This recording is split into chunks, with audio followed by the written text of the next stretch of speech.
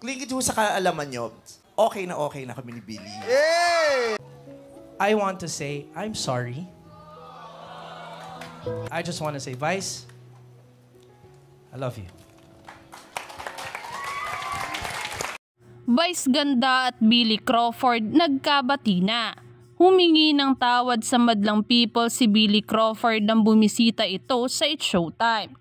Ngayong araw kasama ang asawang si Colleen Garcia. It really doesn't matter kung saan ka. Ang importante kasi lahat dito, iisa lang naman ang puso.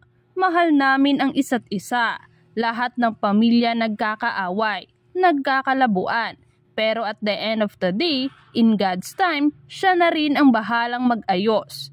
On my end, I want to say I'm sorry.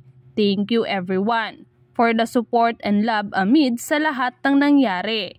I just wanna say, Vice, I love you. Ani ni Billy na bitbit din ang anak na si Amari sa pagbisita. Nagpapakumbaba lang ako. Gagawin ko kasi ang lahat para sa aking pamilya.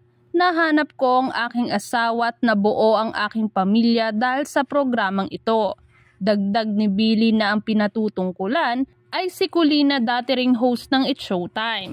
Ito rin ang inihayag ng TV personality na si Vice Ganda matapos ang kanilang magpasikat performance sa It's Showtime.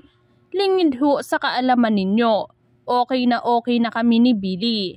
Pero hindi kasi kami yung tipong, 'di ba, basta okay kami.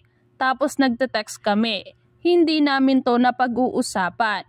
Pero nung kahapon, nung concept nila na healing, bigla kong naisip, sabi ko, parang I think maganda yung kung hindi lang natin sinasabi yung salitang healing.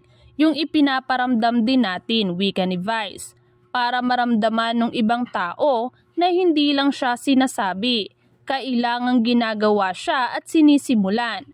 And Billy's presence here today and the madlang people knowing na we are okay.